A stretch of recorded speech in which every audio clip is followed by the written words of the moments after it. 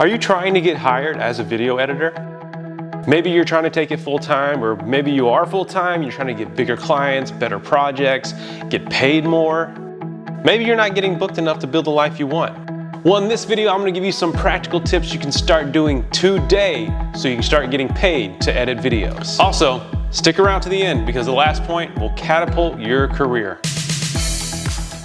Hi, I'm Camera King. I own a post-production studio. You don't know if you can see that behind me. I got tools. We do editing, motion design, all the finishing and stuff for big brands, big movements, big politicians. And I created this channel to really start educating people coming up in the editing world, giving them tips so they can grow in their post-production career. That's what I'm passionate about, is growing the next generation of content creators and editors and motion designers. So subscribe if you want to see more stuff like this. Look, making a career in this field can be tough, especially when you're starting off. It took me probably about 6 or 7 years before I actually had a real break in the industry, you know? It can be quite a bit of legwork to get your foot in the door to start editing for brands or editing film, whatever path you want to take in your editing journey.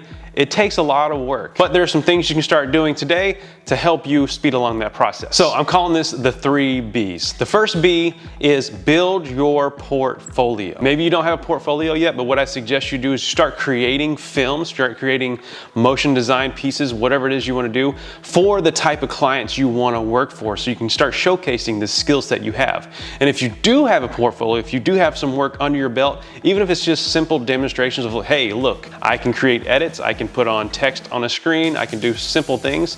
There are still clients out there who need that sort of stuff. So I would suggest build that portfolio up. And then once you build up that portfolio, once you have those pieces, put them somewhere where you can find them, whether it's just a simple Vimeo page or even YouTube, depending on what kind of rights you have to pieces. Or if you want to, just go ahead and build yourself a website. Build a portfolio, get your stuff online so you can start sharing with potential clients. So when people ask you, hey, what do? You can actually send them a link and show them, and the proof is in the pudding, and then they can be like, all right, cool, we'll hire you. All right, the second B is be top of mind. The first thing I want you to do to be top of mind is really just tell everyone what it is you are doing.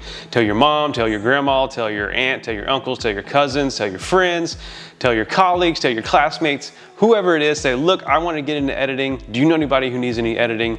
Even if you do something for free, like I said, this goes back to the build the portfolio thing. You need to get in front of people, tell them what you're doing. You need to, they're not going to know what you're doing unless you tell them. Nobody can read your mind. So you really need to tell people what you're doing. Send emails out, whatever that is. Always be top of mind and tell everybody what you're doing. I'm going to stop you right there. Look, if you're enjoying any of this, if you're getting any value from this, can you please subscribe or share with one other person? That's my only ask. Please subscribe. Thanks. Second thing is social media. Find a place where your people hang out, whether that's YouTube, whether that's Instagram. It just kind of depends on the type of clientele you're going after. It might be LinkedIn. Hang out where they hang out.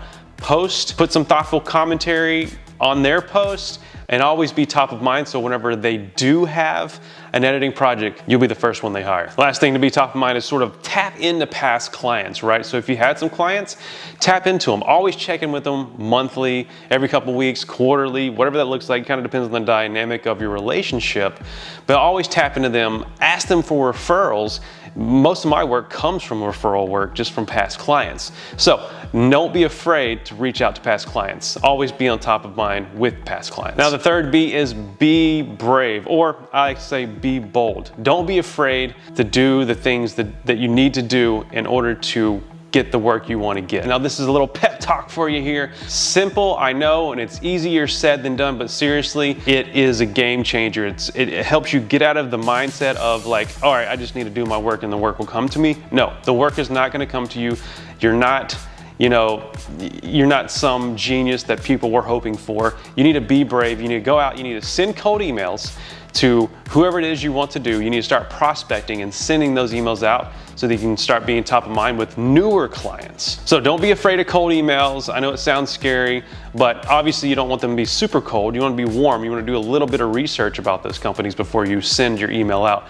But send out cold emails, make the connection. Be brave about it. And within the be brave category, we're going to start working on collaboration. So Get together with other motion designers, get together with other editors, get together with DPs, go out and make something, collaborate. And when you start collaborating and you start finding people that you gel with, you'll start working with these people forever, for the long haul. So whenever they move on to something else, they'll take you with them. So this has happened countless times in my life. So now I'll share that story for another time. But be brave, make some collaborations. And lastly about the be brave thing, let's do some networking. Don't be afraid to reach out to people and network, whether that's being on a podcast or simply just taking someone out for a coffee. Someone in town maybe you can who owns a business or is the gatekeeper to the person who owns the business. Take them to coffee, take them to lunch, network, go to your local go to some local events and start networking. Networking is super important. Now, I talk a lot more about this in depth in my freelancing course, which I'll leave the link below. Or you can always email me. I'm happy to have a conversation for you. Leave a comment below and let me know which one of these tactics you're gonna do first. Build a portfolio, be brave, or be top of mind. And if you want to learn more about growing your creative career, check out one of these videos. It'll get you what you need.